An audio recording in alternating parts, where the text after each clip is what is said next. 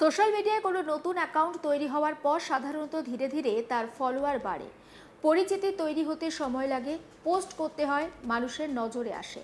কিন্তু এবার এমন একটি ঘটনা সামনে এসেছে যেখানে একটি ইনস্টাগ্রাম অ্যাকাউন্ট তৈরি হওয়ার পর মাত্র একদিনের মধ্যে তার ফলোয়ার সংখ্যা পৌঁছে যায় প্রায় 1,60,000-এ। আর যত দ্রুত অ্যাকাউন্টটি মানুষের নজরে এসেছিল ঠিক তত দ্রুতই আবার সেটি উধাও হয়ে যায়। এই অ্যাকাউন্টের নাম ছিল দিমাগি নকশাল পার্টি। নামটি নিয়ে ইতিমধ্যেই শুরু হয়েছে নানান আলোচনা, কারণ দিমাগি নকশাল শব্দবন্ধটি সম্প্রতি দেশের রাজনৈতিক আলোচনায় উঠে এসেছে প্রধানমন্ত্রী নরেন্দ্র মোদী স্বাধীনতা দিবসের ভাষণের পর। আর সেই ভাষণের পরই হঠাৎ করে এই নামে একটি ইনস্টাগ্রাম অ্যাকাউন্ট তৈরি হওয়া এবং মাত্র একদিনে বিপুল সংখ্যক ফলোয়ার পাওয়া, এই দুই ঘটনা এখন নজর কেড়েছে। জানা গিয়েছে অ্যাকাউন্টটিতে মোট 62টি পোস্ট ছিল, আর অ্যাকাউন্টটি প্রায় 35টি অন্য অ্যাকাউন্টকে ফলো করত। অর্থাৎ অ্যাকাউন্টটি একেবারে খালি ছিল না, সেখানে বেশ কিছু পোস্টও করা হয়েছিল। ইনস্টাগ্রামের তথ্য বলছে অ্যাকাউন্টটি চলতি মাসে খোলা হয়েছিল। অ্যাকাউন্টের ইউজার নেমও একবার পরিবর্তন করা হয়েছিল বলে তথ্য পাওয়া গেছে। কিন্তু সবথেকে বড় প্রশ্ন, এই অ্যাকাউন্টটি কে চালাচ্ছিলেন? এই বিষয়ে প্রকাশ্যে কোনো তথ্য পাওয়া যায়নি। অ্যাকাউন্টের পিছনে কে বা কারা ছিল, তারা কোথা থেকে এটি পরিচালনা করছিল, কেন এত দ্রুত এত সংখ্যক মানুষ এই অ্যাকাউন্ট ফলো করলেন, এইসব প্রশ্নের উত্তর এখন স্পষ্ট নয়। আর তার মধ্যে অ্যাকাউন্টটি হঠাৎ করে অদৃশ্য হয়ে যায়। অর্থাৎ একদিকে রাতারাতি বিপুল জনপ্রিয়তা, অন্যদিকে খুব অল্প সময়ের মধ্যে উধাও হয়ে যাওয়া। পুরো ঘটনাটাই এখন কৌতূহলের কারণ হয়ে দাঁড়িয়েছে। এই ঘটনার সঙ্গে প্রধানমন্ত্রী নরেন্দ্র মোদী স্বাধীনতা দিবসের ভাষণের একটি অংশের যোগসূত্র নিয়েও কিন্তু ইতিমধ্যেই আলোচনা শুরু হয়েছে। স্বাধীনতা দিবসের ভাষণে প্রধানমন্ত্রী মোদী দেশের মাওবাদী বা সশস্ত্র নকশাল বিরোধী অভিযানের সাফল্যের কথা তুলে ধরেছিলেন। তিনি বলেছিলেন, জঙ্গলে থাকা সশস্ত্র নকশালদের বিরুদ্ধে লড়াইয়ে দেশ সাফল্য পেয়েছে এবং সেই সংকট থেকে দেশকে মুক্ত করা সম্ভব হয়েছে। কিন্তু তার বক্তব্যে এরপরই উঠে আসে দিমাগি নকশাল শব্দটি। প্রধানমন্ত্রী বলেন, সশস্ত্র নকশালরা অনেকটাই চলে গেলেও দিমাগি নকশালরা এখনো পর্যন্ত ছায়ার মধ্যে ঘুরে বেড়াচ্ছেন, এমন মন্তব্য করেছেন তিনি। আসুন একবার শোনাই প্রধানমন্ত্রী নরেন্দ্র মোদীর বক্তব্য। हिंसा अराजकता के वो रास्ते खोज रहे हैं, समाज को गलत राह पर घसीटने के लिए भांति भांति के दांव कर रहे हैं। इन दिमागी नक्सलियों को पहचानना होगा, इन दिमागी नक्सलियों को आइसोलेट करना होगा और राष्ट्र को विकसित राष्ट्र बनाने की मुख्य धारा की ओर देश की युवा पीढ़ी को जोड़ना होगा। मेरे प्यारे देशवासियों, सुरक्षित भारत बनाना हम सबका दायित्व है।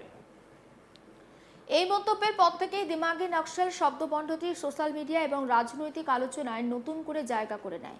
আর তারপরেই দিমাগি নকশাল পার্টি নামে একটি ইনস্টাগ্রাম অ্যাকাউন্ট সামনে আসা বিষয়টিকে আরও আকর্ষণীয় করে তুলেছে।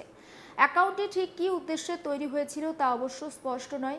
সেটি কোনো রাজনৈতিক সংগঠনের সঙ্গে যুক্ত ছিল কিনা, নাকি কোনো ব্যক্তি বা গোষ্ঠী শুধুমাত্র আলোচনার কেন্দ্রবিন্দুতে আসার জন্য এই নাম ব্যবহার করেছিল, এখনও তার কোনো নিশ্চিত তথ্য সামনে আসেনি।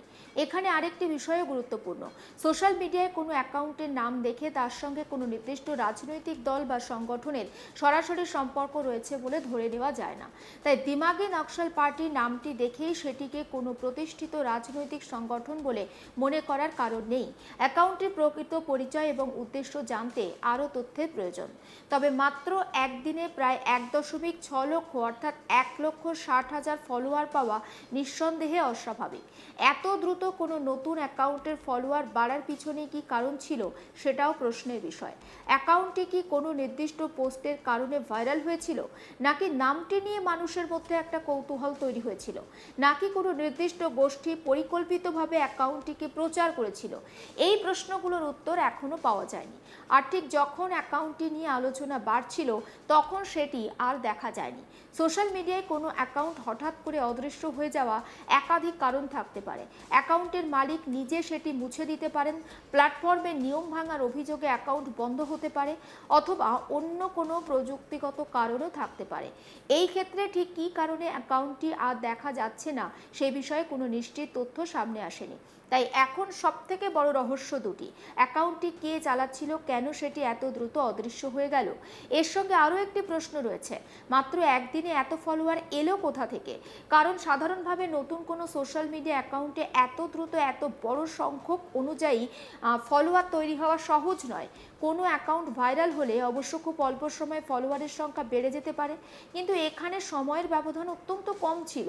অ্যাকাউন্টটিতে মাত্র ৬২টি পোস্ট ছিল, অর্থাৎ তৈরি হওয়ার পর সেখানে বেশ কিছু কন্টেন্ট প্রকাশ করা হয়েছিল। সেই পোস্টগুলোর বিষয়বস্তু কী ছিল, কী ধরনের বার্তা দেওয়া হয়েছিল এবং কোন পোস্টের মাধ্যমে অ্যাকাউন্টটি এত দ্রুত ছড়িয়ে পড়েছিল, এসব তথ্য গুরুত্বপূর্ণ হয়ে উঠেছে। তবে অ্যাকাউন্টটি এখন আর দৃশ্যমান না থাকায় সেই তথ্য যাচাই করা বেশ কঠিন হয়ে পড়েছে। এই ঘটনার মধ্যে আরও একটি বড় বিষয় হলো সোশ্যাল মিডিয়ার ভূমিকা। এখনও কোনো রাজনৈতিক বক্তব্য বা মন্তব্য মুহূর্তের মধ্যে মানুষের কাছে পৌঁছে যায়। একটি নির্দিষ্ট শব্দ বা বাক্য কয়েক ঘন্টার মধ্যে ট্রেন্ড করতে পারে। তার সঙ্গে নতুন অ্যাকাউন্ট তৈরি হলে সেটিও দ্রুত ভাইরাল হয়ে যেতে পারে। দিমাগি নকশাল শব্দবন্ধটি এখন সেই রাজনৈতিক আলোচনার অংশ। প্রধানমন্ত্রী স্বাধীনতা দিবসের মন্তব্যে ব্যবহৃত এই শব্দ নিয়ে রাজনৈতিক মহলেও নানান প্রতিক্রিয়া তৈরি হয়েছে। কেউ এটিকে মাওবাদীদের বিরুদ্ধে লড়াইয়ের প্রসঙ্গ হিসাবে দেখছেন, আবার কেউ এই শব্দের রাজনৈতিক ব্যবহার নিয়ে প্রশ্ন তুলেছেন।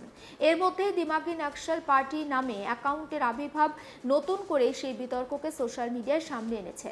তবে এখানে একটি বিষয় পরিষ্কার করা দরকার, এই ইনস্টাগ্রাম অ্যাকাউন্টের সঙ্গে প্রধানমন্ত্রী মোদীর বক্তব্যের সরাসরি কোনো সাংগঠনিক সম্পর্ক রয়েছে এমন কোনো তথ্য সামনে আসেনি।